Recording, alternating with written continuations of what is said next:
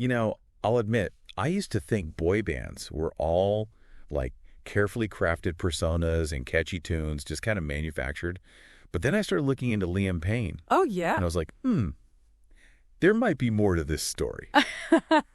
You clearly have a knack for going beyond the surface, and with the mountain of information you dug up, it seems like we're about to uncover the man behind the music. Absolutely. It's really fascinating how even back in the One Direction days, you can see hints of the artist Liam would become. Like, yeah, he was definitely easy on the eyes back then, but listen to those early recordings. The power in his vocals, even then. Right. It was undeniable. He wasn't just along for the ride. He was serious about his craft right from the beginning. It's not like he was some, stage school kid either. Right. Born in Wolverhampton, England in '93. Yep. Pretty normal upbringing, I'd say. Yeah, absolutely. But get this. The guy was practically a walking, talking jukebox from day one. School choirs, local talent shows, you name it, he was there belting it out. And that's an important point to emphasize. This wasn't manufactured talent. We're talking about a kid who first auditions for the X Factor at 14. 14. He doesn't make it through, but does he give up? No. He comes back at 15 and tries again. 2 times. Yeah. This guy was determined. Exactly. That kind of drive at that age, it's telling, And it's actually on that second try in 2010 that Simon Cowell sees something special, sees that diamond in the rough, and boom, the One Direction concept is born. And it's crazy how fast things took off from there. I mean, One Direction basically became a global phenomenon overnight. It's true. And even in a group that's successful, Liam still found a way to, carve out his own space, It is so easy to get lost in the shuffle when you're with a band that big. What exactly set Liam apart? Was it just the whole, heartthrob thing? Well, yeah, he definitely had that heartthrob appeal going for him, no question there. Right. But there was some serious talent underneath, too. First of all, his vocal range was incredible. He was often the one taking the lead on those, really soaring choruses, the ones that get stuck in your head for days. Oh, absolutely. I mean, those high notes. Legendary. Right. There's a reason those songs were chart toppers. Exactly. And it wasn't just the technical ability either. He had this raw charisma, a stage presence that really resonated with audiences. I actually came across this interview with their vocal coach from the early days, and she talked about how Liam just had this natural ability to command the stage. He could make everyone feel like he was singing directly to them. You can totally tell when you watch the old concert videos. Right. He owned it. Yeah.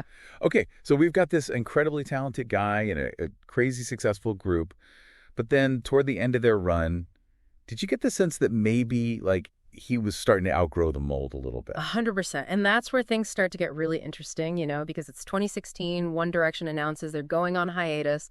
And everyone's wondering, okay, what are these guys going to do next, especially Liam? And for him, it seemed like it was this opportunity, a door swinging open to explore his own sound, his own identity as an artist, Right. And he doesn't waste any time either. Yeah. Coming 17 rolls around and bam, strip that down. Which, by the way, huge hit. Massive hit. And it wasn't just the commercial success of it either. Musically, it was such a clear departure from the One Direction sound. You can hear these R&B influences, this more sensual vibe, and you realize, okay, this is Liam really pushing boundaries here. He's showing a whole different side of himself. You mentioned influences. Were there any specific artists that kind of, inspired this new direction? It does make you wonder. It makes you wonder about the pressure, you know, to go from this massively successful band to going solo, finding your own sound. Did he ever talk about that, those challenges? He did, yeah. In a few interviews, actually, Liam talked about this period of self-discovery, almost like he needed to step away from the whole One Direction persona, figure out who Liam Payne, the solo artist, really was. And he was pretty open about it being a struggle, Yeah. Finding his footing, dealing with all the expectations that come with that kind of fame. Right. And I think that's important to remember, especially with all the rumors and speculation that pops up online. It's easy to forget that these are real people with real feelings. Speaking of, you've done your research here, and we've got to address this.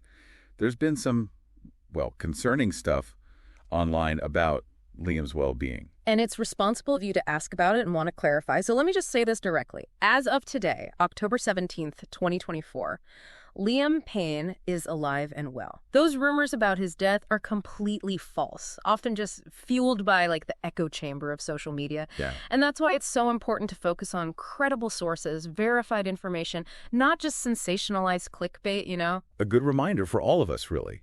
And it's not just like the online world either. I mean, life has its ups and downs for everyone, right? Fatherhood, past relationships, it's all part of his story. But I have to say, looking at everything, it seems like he's really dedicated to mental health awareness. Absolutely. He's used his platform to bring attention to that in a really positive way. He's talked openly about his own struggles, encouraging others to seek help, to not let the stigma around mental health stop them from getting support. And it's not just talk either. He's actively involved with some great charities doing important work in this area. It really does add another dimension to his story, Yeah. He's not just creating music, he's trying to make a real difference. But speaking of his music, I mean, he didn't just release Strip That Down and stop there. Oh, no, not at all. He kept going, experimenting with all these different sounds, different artists. Right, like who were some of his collaborators and what were those experiences like?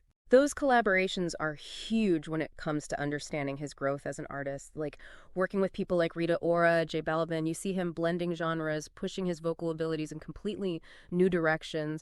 And it just goes to show he's not content with fitting into any one box. He's breaking down walls, exploring every facet of his musicality. Which makes you think, where's he going to go next? Bang. Because if there's one thing we can take away from this whole deep dive, it's that Liam Payne's journey is far from over. He went from this boy band heartthrob to a multifaceted artist, experimenting, speaking his truth, using his platform to do good. And that's a powerful message, Talent can't be contained and reinvention is always possible.